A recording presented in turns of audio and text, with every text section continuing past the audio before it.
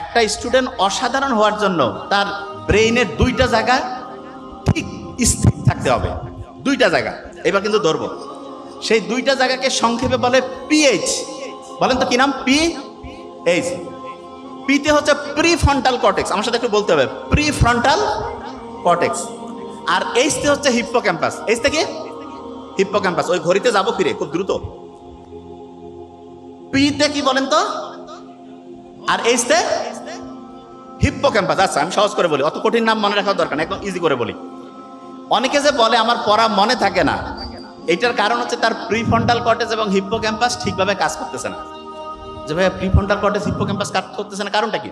কারণ হচ্ছে prefrontal cortex হিপ্পোক্যাম্পাসের জন্য কিছু পয়জনাস জিনিস আছে। যেমন আমি যদি আপনাকে বলি যে আপনি কি এখন আর্সেনিকের জুস খাবেন? আর্সেনিক কেউ খাবেন? কিন্তু আমি যদি বলি যে ডাব দিয়ে তৈরি, নারকেল দিয়ে তৈরি একটা জুস, খাবেন না সবাই? খাবেন না? ডাব নারকেলের জুস খাবেন, কিন্তু আর্সেনিকের জুস কি খাবেন? তা ব্রেইনের জন্য কিছু জিনিস আছে যেটা হচ্ছে পয়জনাস, আর্সেনিকের মতো। সেই জিনিসটা যদি প্রিফ্রন্টাল কর্টেক্স এবং হিপ্পোক্যাম্পাসকে ধ্বংস করে, তখন আপনি পড়া যেইটাই রাখেন পড়ার ডায়রিয়া শুরু হয়ে যাবে। আপনি রাখতেছেন, পড়া নাই হয়ে যাচ্ছে, পড়তেছেন, খেয়াল থাকতেছে না। পড়ার ডায়রিয়া থেকে যদি আমরা বাঁচতে পারি, তাহলে অল্প পড়বো, পড়াটা খেয়ালও থাকবে, মনেও রাখতে পারবো, পরীক্ষায় অসাধারণ পারফরমেন্স করে সেরা রেজাল্ট করবো। এইটা কি আমরা করতে চাই?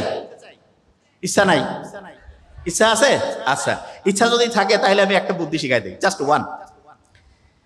শয়তানরা যে বুদ্ধিটা করছিল সেটা খেয়াল আছে তো? ঘড়ি নষ্ট করবে তারা।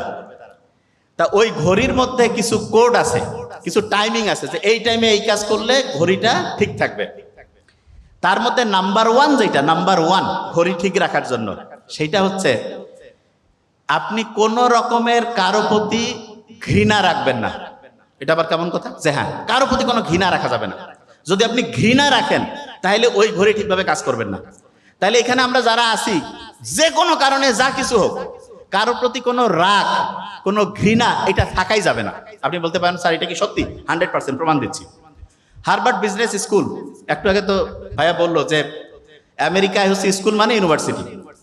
তা হার্ভার্ড বিজনেস স্কুলে একটা পরীক্ষা করছে, এক মহিলাকে নিয়ে এসে তার ব্রেইন স্ক্যান করতেছে, করে দেখে যে ব্রেইনের প্রিফ্রন্টাল কর্টেক্স এবং হিপ্পোক্যাম্পাসটা খুব পড়া মনে রাখার উপযোগী হয়ে গেছে। তখন ওনাকে জিজ্ঞেস করছে যে আপনি কি কোনো স্পেশাল খাবার খাচ্ছেন? যে না।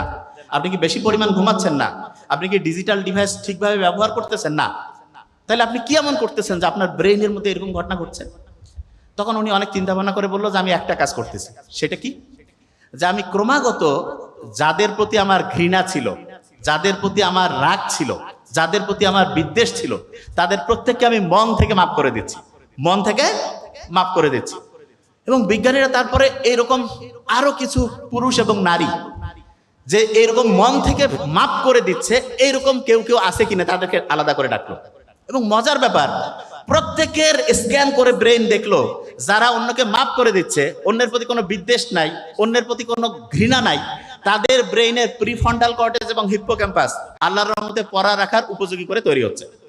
তাহলে পড়া রাখা মাথায় ঠিকভাবে ব্যালেন্স করার জন্য প্রথম কাজ হচ্ছে ঘৃণা এবং কারো প্রতি রাগ, কারো প্রতি কোনো বিদ্বেষ, এটা রাখা যাবে না। এটা নাম্বার ওয়ান। এটুকু বুঝতে পারছি? ক্লিয়ার?